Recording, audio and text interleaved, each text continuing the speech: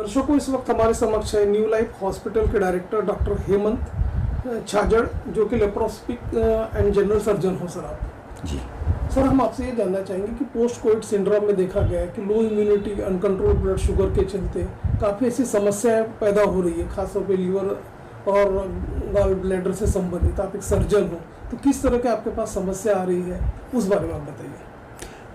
ये स्ट्रेस और immunity down होने की वजह से पेशेंट जो है काफ़ी इन्फेक्शन को प्रोन होते हैं, और ऐसे में जो है काफ़ी हद तक अनकंट्रोल डायबिटीज़ रहा अगर साथ में, तो पेशेंट काफ़ी कंप्लेंट्स लेके आ रहे हैं। जैसे डायबिटिक फूड के कंप्लेंट्स बढ़ गए हैं, फॉर्नियर गैंग्रीन के पेशेंट्स हमको काफ़ी देखने को मिले इन दिनों में।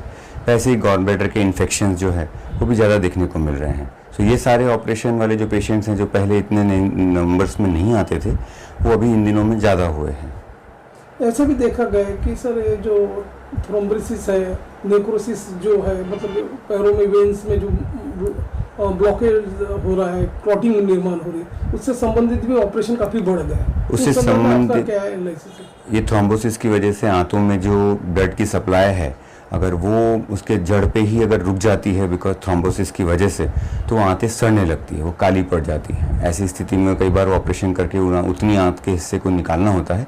ऐसे काफ़ी पेशेंट अभी पोस्ट कोविड इरा में हम लोगों को देखने को मिल रहे हैं। पहले जहाँ हम साल में 1 या 2 पेशेंट देखा करते थे, यहाँ हमको माह में कम से कम 1-2 देखने को मिल रहे हैं, जो कि काफ़ी बड़ा नंबर हो जाता है। ये भी देखा गया कि लोगों को जो पेट से संबंधित है, पर्टिकुलरली हार्निया का हो गया या तो तुम्हारा अपेंडिक्स के जो है, इसके भी काफ़ी प्रॉब्लम्स बढ़ गए, उस बारे में क्या कहूँगा? ऑनेस्टली हार्निया और अपेंडिक्स का इतना फ़र्क नहीं आया है, क्योंकि उनका डायरेक्ट लिंक हमारी इम्यूनिटी या उससे नहीं रहता है।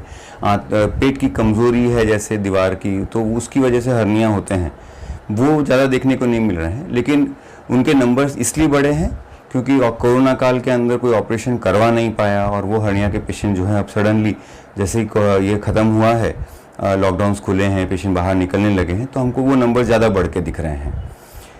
बट उसका डायरेक्ट संबंध कोरोना से नहीं रहा है। जी, ये भी देखा गया कि अपना जो ब्रेन में जो ब्लड क्लॉट रुकने की वजह से न्यूरो सर्जरी भी काफ़ी बढ़ गई है बीच में, तो उस संदर्भ में आपका क्या एक एनालिसिस है? वो स्ट्रोक वाले पेशेंट जो है इन दिनों में बढ़े हैं। ज़्यादातर हम लोगों का उनसे सामना नहीं होता है, बट वो न्यूरोसर्जिकल साइड में हमने देखा है, हमारे कलीग्स काफ़ी बिजी रहते हैं उस चीज़ को देख के। और आपका जो पर्टिकुलर सर्जिकल जो प्रोसीजर है पर्टिकुलरली, उसमें किस तरह के आपके सर्जरी की ज़्यादा प्रायोरिटी होती है और किस तरह के पेशेंट्स का रोल इन बढ़ गया है, उस बारे में बताइए। हम basically as a general surgeon हम काफ़ी सारे हर्नियाज, गॉल ब्लैडर रिमूवल, ये सारे काम करते हैं, और पेट के जितने भी आंतड़ियों के संबंधित जो ऑपरेशंस रहते हैं वो करते हैं। सो इन दिनों के अंदर जैसे ये पेशेंट्स आए ज़्यादा बढ़ गए हैं, जैसे कि मैंने आपको कहा कि आंतड़ियों के इन्फेक्शंस वाले जो पेशेंट्स हैं, जो बड़ी आंत, जिनके केस में हमको बड़ी आंत निकालना पड़ी है, ऐसे केसेस हमने काफ़ी किए हैं इन दिनों में, जो पहले की इनकी नंबर्स काफ़ी कम हुआ करते थे। और वैसे ही जैसे कि मैंने अभी पहले बोला कि थ्रोम्बोसिस वाले जो पेशेंट्स हैं, वो काली आंतें लेके आते हैं और हम लोगों को आंतें निकालना होती हैं उनकी। सो ये पेशेंट्स इन दिनों में काफ़ी सीरियस केसेस बन के हमारे सामने आए हैं, और ये ऑपरेशन हमारे इन दिनों में बढ़े हैं। न्यू लाइफ हॉस्पिटल में क्या स्पेशलिटी पर्टिकुलरली एंडोस्कोपिक भी यहाँ पे की जाती है, और सेकंड थिंग क्या न्यू एडवांसमेंट आया हुआ है, उस बारे में थोड़ा बताइए। न्यू लाइफ हॉस्पिटल एक मल्टी स्पेशलिटी हॉस्पिटल है, जहाँ पर के हम लोगों ने 4K सिस्टम्स लिए हुए हैं, जो लैप्रोस्कोपी के लिए काफ़ी अच्छे माने जाते हैं। और लैप्रोस्कोपी का हायर सेंटर हमने इसको बनाना है, इस तरीके से हम लोगों ने इसकी शुरुआत करी है।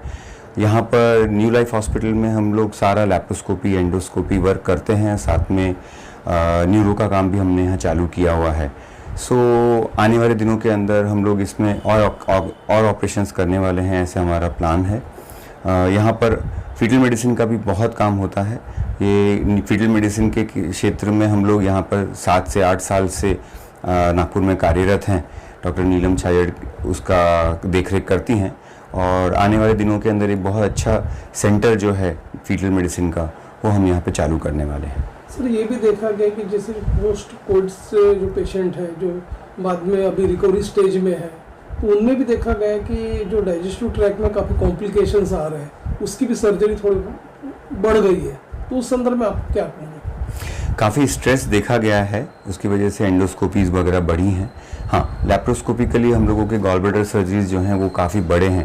पेशेंट्स के ये स्ट्रेस और उसके साथ में जो लॉकडाउन्स थे उस समय जो घर पे रहना हुआ है, उसकी वजह से जो है वज़न बढ़ने वाले पे जो काम है वो काफ़ी पेशेंट्स हमारे पास अभी लेके आते हैं कि भाई पेशेंट्स का वज़न काफ़ी बढ़ गया है।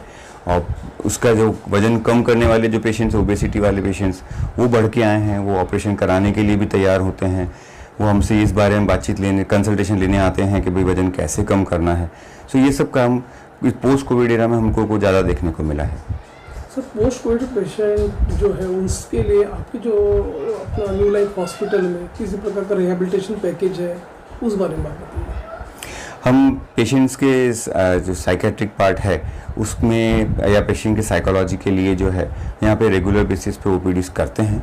पेशेंट्स जब भी यहाँ आते हैं तो हम उनसे उनका पूरा हेल्थ चेकअप और वो करने की कोशिश करते हैं। उनको बेसिकली हमारा इंटरेस्ट और इंटेंट ये रहता है कि उनको ये बताया जाए कि भाई कोविड जो है अभी हमारे साथ में है, रहेगा। हम लोगों को अपनी लाइफस्टाइल इस तरीके से बनानी है कि हम इसको फाइट कर सके। We should all get vaccinated. इस पर हम काफ़ी स्ट्रेस करते हैं और हमारे यहाँ पे भी कंटिन्यूस वैक्सीनेशन ड्राइव चालू है ताकि पेशेंट जो है जो अब पेशेंट बन के ना रहे और नॉर्मल बंदा जल्दी से अपनी सोसाइटी में सोशली एक्टिव हो जाए और अपने रेगुलर काम पे लग जाए। जो पोस्ट कोविड पेशेंट है पर्टिकुलरली, उसमें देखा गया है कि ये अभी काफ़ी सिम्टम्स शुरू ही हो गए एक प्रकार से, चाहे आर्थो रिलेटेड हो या अपने क्या बोलते हैं गैस्ट्रो से रिलेटेड हो गए। तो ये सारी चीज़ों को रोकने के लिए या उनको अपनी लाइफस्टाइल में किस तरह का बदलाव जरूरी है, किस तरह का प्रिवेंशन करना चाहिए ताकि इस तरह का सर्जरी का उनको सामना ना करना पड़े। वर्क फ्रॉम होम चालू है जैसे हम सभी को पता है। सो अभी उसमें उस चक्कर में ये हुआ है कि लोगों का बाहर निकलना कम हो गया है, एक्टिविटी लेवल्स बहुत कम हो गए हैं, तो सब जने काफ़ी वजन गेन कर लिया।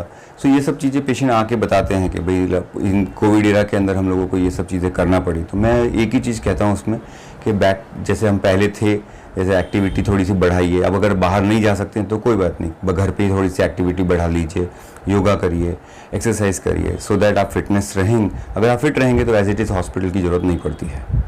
जैसा कि ऐसा अनुमान लगाया जा रहा है कि ऐसी आशंका है कि थर्ड वेव आगे आने वाला है और सेकंड थिंग डेल्टा वेरिएंट भी काफ़ी डेंजरस है, एक वायरस का जो प्रकार है म्यूटेशन हो रहा है। तो ऐसे ये लोगों में एक साइकोलॉजी लोगों में डर बैठ गया है और उसी डर की वजह से लोग क्लिनिक और हॉस्पिटल में आने के लिए टाल रहे हैं। तो ऐसे जो लोग हैं उन लोगों का आपका क्या मैसेज होगा? मेरा कहना है यही रहता है कि अपने विवेक का इस्तेमाल करें।